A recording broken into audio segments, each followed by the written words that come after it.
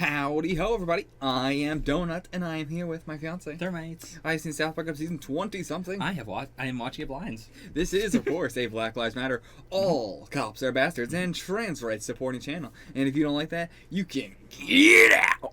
This is, of course, season 7, episode 9, Christian Rock Hard. All right. So, this is going to be... Kyle gets into Christian rock, and then he doesn't understand that it's about Christianity. Okay. So he's like, "Oh, guys, we should get into this," and none of the boys realize it's a Christian. And then they get a big Christian audience. The Christian audience is like, "Oh, we love Jesus," and the boys are like, "What? We don't want that. We're gonna go ask Jesus how to get rid of these fans." And then he's gonna say, "Listen, guys, I've been trying to get rid of them 2,000 years. Jesus is dead. I mean, he comes back. That's his deal." That's true. Yeah, saying somebody is dead in the show means nothing because they just. South Park is very Dragon Ball Z, in which nobody stays dead for more than a couple episodes. I'm going to say that if Jesus is in this episode, we're not going to get an explanation on how he came back. Like, they're not going to lip service it. Yeah. Every time we see Saddam, I lose my fucking mind. The Saddam plot is one of the funniest plots and the most inconsistent plots in the world. Anyway, not relevant. Let's get into this episode. If you want to see the full length, check it out on the Patreon below for $4 a month.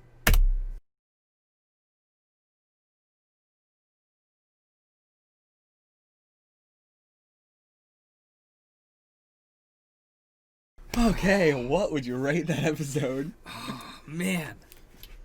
That might be a 10 out of 10 for me. Absolutely giving that a 10 out of 10. And that's still not the one that was voted for the full length that everybody wanted for free. Still got that coming up. Boy. I mean, the season's got some lows, but it's also got a lot of highs. This season was the beginning of it, very, very, mediocre. Sure. There's also some really bad ones, but also just mainly mediocre. The last half of the season, as far as I remember, very, very, good baggers. Oh, but yeah, this one I'm giving a 10 out of 10. Yeah. It's everything I want from a South Park episode. It was the perfect escalation as well. Yeah, and I'm glad, the trio we had was Cartman, Butters, and Token. That's such a unique trio. Mm-hmm. I'm glad that we didn't give both trios equal focus. Yeah. Zoop did have some focus, but they were so B-plot. They were so, 30% of the episode at most. Yeah. Also, it's been a while since I could, with the message at the end, or not even the message at the end, but the whole musician plot line where I can be like, yes, fully agree. Mm-hmm. I mean, even the way Metallica did do exactly that. Yeah. Even if people are downloading your music and stealing your music and everything like that, if you go do a concert in those locations Metallica did, then they're going to have such a more sold out concert than they normally did and everything. That was the most genius strategy, and it's really more of a problem with small artists, and that is the thing. Most small artists are people are stealing my fucking music and everything like that, but that's the only way you get heard. Yeah. And it sucks, but that is just the way it is. And that is what music streaming is now. Yeah. Music streaming pays you so little. It is basically illegal in terms of the amount of money you get out of each stream. Yeah. But it is slightly better piracy, and it does get your name out more. Yeah, I mean, and even then, you can do things for plenty of small artists, I know they say, hey, go on Spotify, load up our album, put it on repeat, put another tab and mute it, and just leave it for forever, and it'll just keep making us money. Yeah. And it's you can make them more money that way than you can buying an album. Sure. And, and there's plenty of the things nowadays where it's here is my album, you can get it for as cheap as $1 or pay as much as you want for it. Right. And those are good. I'll buy a lot of albums if it's like that, because it's I'll buy it if it's $1, Mm-hmm. Versus, if it's a whole, album that I have to buy, I'm probably just going to stream it, I'm 99% of the time just going to stream it. But if you're selling it for $1, I'll probably buy it. Okay. I think for the first time in a while I've been able to be agree with this episode. They actually, again, took a stance for once. Yeah. Instead of, pussyfooting around it and everything. But yeah, it's a fairly strong stance that has aged really well. Yeah. Yeah, especially with all the artists there and everything. Because, with Metallica at the time of this episode very much deserved all this and everything. They were the stop stealing our music. And then they manned up and they were, I don't want to say manned up, but they realized what needed to be done. Okay, how can we rectify this situation? Right. And they did a good job at that. props to Metallica. Yeah. And opposite of props to a lot of the other musicians. Some of them, but I'm not familiar with a lot of them. Sure. But yeah. You want to talk about the whole Christian side of the episode, like the Christian rock side? I mean, I'm a Little Bit Country was a bad, like, it wasn't a bad take, but it was a very obvious take in terms of, like, this is what left-wing music is like, this is what right-wing music is like. I think this was a lot better because it was such a, like, they hit more specifics. It wasn't just, hey guys, did you notice that all Christian music is rock? Yeah, it and is it a wasn't... it delved into a lot of, like, very specific criticisms. Yeah, I think that is the thing, and also like the whole like what Faith Plus One's music is not like the rock. I'm a Little Bit Country, I'm a Little Bit Rock and Roll was like all rock and roll music is like this. Yeah. All country music is, or not all rock and roll, but all rock and roll music about the wars like this. All country music about wars like this. Yeah. Blah blah. Whereas this is like, Christian music sounds sort of like this. Let's take it to the extreme. Yeah. Like, they didn't like take it to the extreme and I'm a Little Bit Country. They were just kind of singing a rock song, and singing a country song, and there wasn't really much else there. Yeah, it was the thing we talked about back then, where it's like you can just do a country song with generic lyrics, and it's kind of humorous. It's funny on a very basic, just mediocre, like yeah, I get it. But like this is not that. This is not like we're just singing a generic Christian song. Yeah, it is like very specific. You really don't see Christian songs like this, but they're close enough like that. Sure. Yeah. Yeah, and I think the just reoccurringness with Cartman throughout the entire episode with Token, like just constantly getting on his nerves and everything, and just Token just being, why am I here? Like, why am I being part of this? He's all part of this just for the money, and like they did make that amount of money and everything, and then he ruins it. And Token gets to have his revenge. So good seeing Butters get to have his they have some revenge in the end there too. So cathartic. Oh yeah, I mean it is. I thought it was going to be more of a pattern in South Park, and it really isn't, at least right now, of the, like, Cartman does more and more horrible things throughout the episode, and at the very end he gets the big old beatdown. Yeah. Like, it does happen, but it's not Yeah. I think they reserve it for the more ones like this, where it's, like, a bigger thing. Yeah. Because, I mean, also, it is more impactful because we don't see it constantly. Yeah. It's also way more when Cartman is doing something to a specific person. Sure. Like, if Cartman is fucking with... just like a general group of people, they're not going to do anything to him. But if Cartman is messing with one of them, then they're more likely to beat the shit out of him. Okay. I think that's the better way to put it. But yeah. I love that the album cover, like when we see them go to take the album cover, like the picture they take is not the one they actually use. Also, we see some other like variations they had, and then the actual final version they use is like at sunset. So they were out there for a while taking pictures. I actually really appreciate that. Yeah, nod. That's a really good detail. Yeah. Token's house was not Token's house. The FBI person they were talking to, not in the FBI. There was also the Park County Police Station. We just saw it, and they just put a sign on it. That was the laziest fucking thing. That was just like we had the FBI. I don't know why they didn't just have the FBI joke and then bring them into the Park County Police Station. Do they jail you at the FBI headquarters? I don't think that's how it works. I don't think they know what the FBI is. This was a real... We know these episodes aren't going to be syndicated in order after the first time. We're really hoping on that one. You're not going to see these 2 episodes back to back. Oh, that is so weird.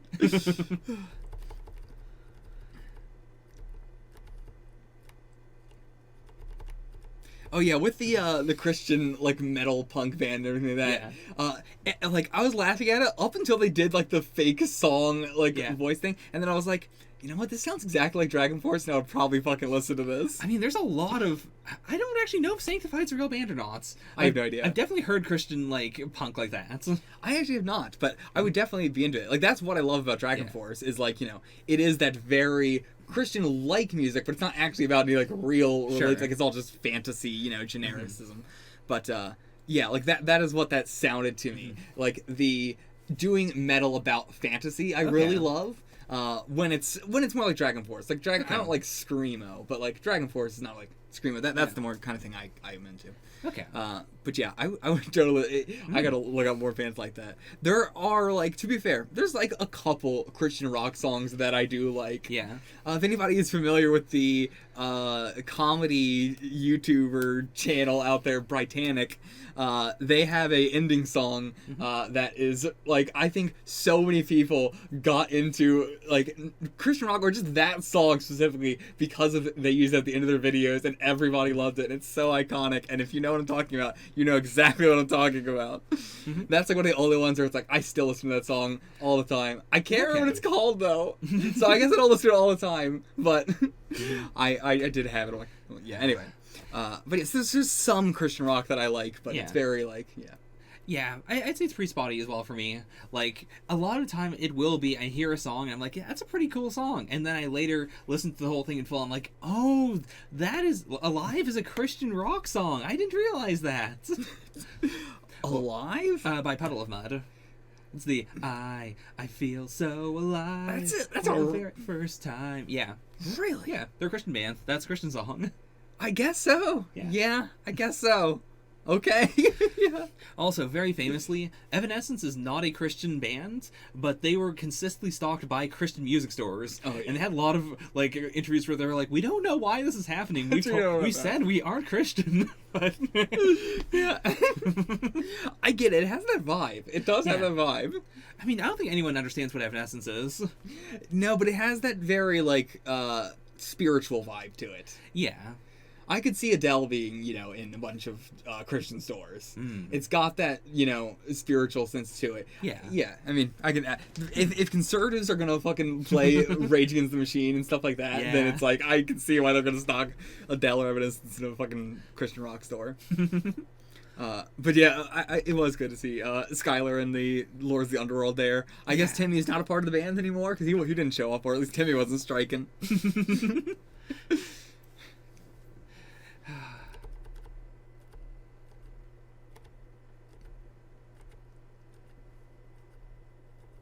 Yeah, I think a really good sign of a good South Park episode, maybe not a great sign, because there's also plenty of bad ones that I've said this about too, but like, this one, they could have done even so much more with this episode. Like, this episode is so tight and so great, and there's like, the meeting where he's talking about the, like, oh yeah, of course I love Jesus. You don't love Jesus? They could have gone so much farther with that. Like, they didn't need to. The episode's still 10 to 10 without it. Yeah. But, yeah, like, I could definitely seen that being a whole another, you know, part of the episode where he then gets, like, a bunch of Christians in this fad of, like, we love Jesus, Jesus is super hot, and I want to kiss Jesus.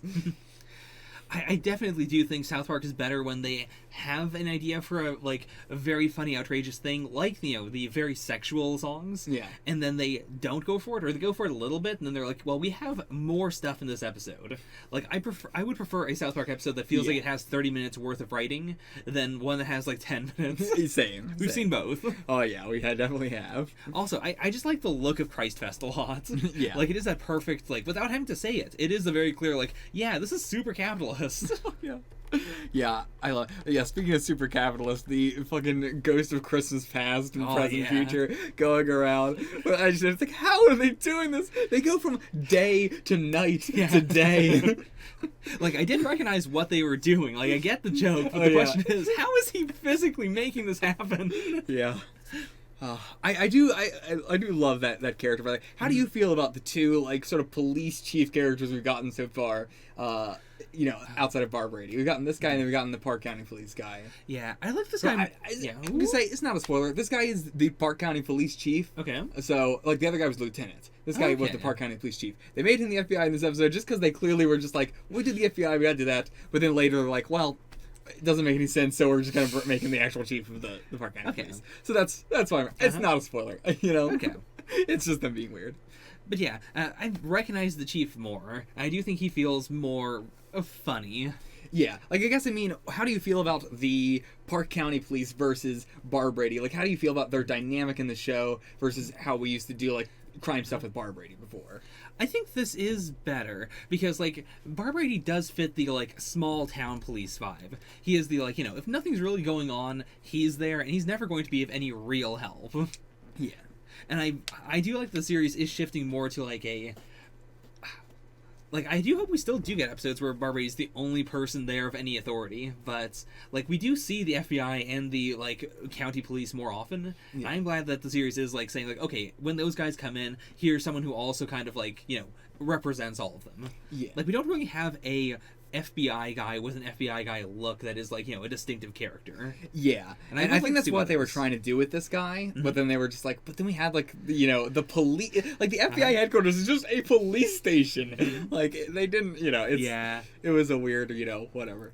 But yeah, like, in general, for most series, I do want each, like, if there's a faction, I want one person who is, like, emblematic of that faction. Yeah, In the same way, like, you know, Terrence and Philip are the very clear, like, okay, we're doing Canadian episode. yeah, that's a good point. Yeah, and I think just having, like, Bar Brady be, like, the super incompetent one, you know, if he's there, nothing's gonna happen, nothing's gonna get done, and, like, you know, they can just, they don't have to worry about, Bar Brady's not a Yeah. problem in any way, whereas, like, the Park County Police are definitely, and the FBI together are definitely more of, like, the super aggressive city Yeah. cops, you know. Which creates an even funnier aesthetic when you have, like, all the FBI people busting into a tiny house in a, you know, really small town.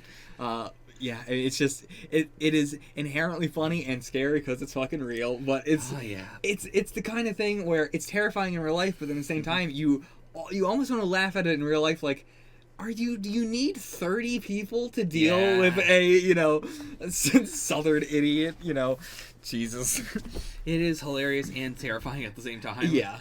It is a different kind of incompetence. It Yeah. is we need 40 people to be able to take down this one dude in a house who is doing nothing.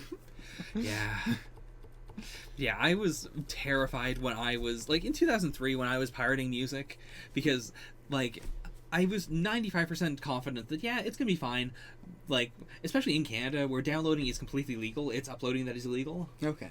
But I was always worried because that was also when the news was putting out tons of articles about how, like, yeah, this person in America got sued for, like, $1 million per song, and Oh, they yeah. downloaded, like, 50 songs, that's $50 million, they gotta go to courts, like... Yeah, Yeah. that's how it went in America. If you guys are unfamiliar with, like, the history of this sort of shit, like, that is kind of how it went and why it was such, like, a big deal and stuff. Because there's probably a lot of people watching this, they're way too young for, like, Yeah. when this first start was, you know, happening and everything.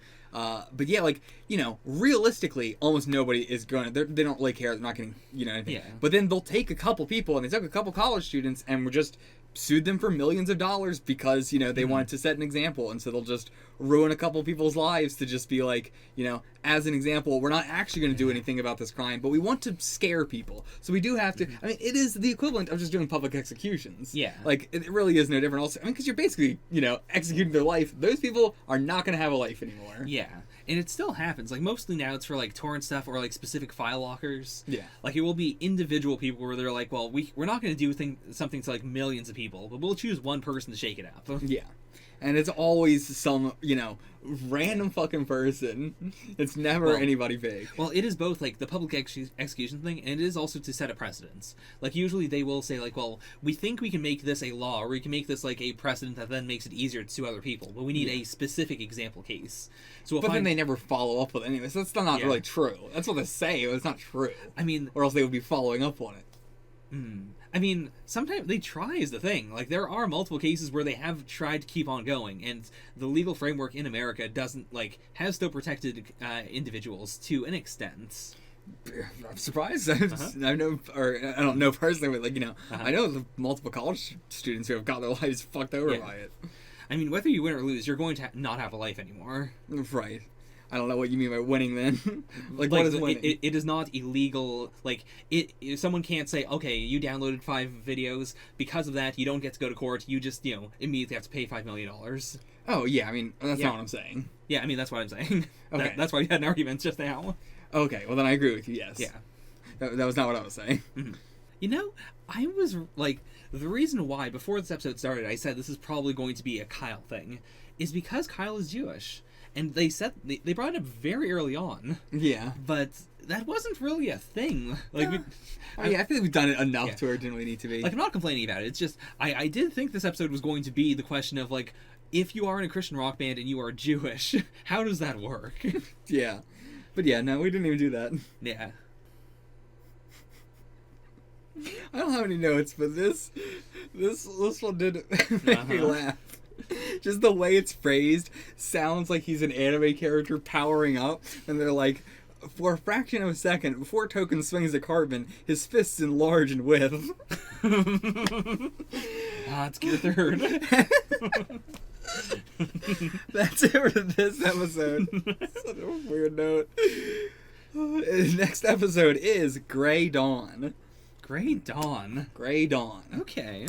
See you guys for that. Until then, get the fuck out of here.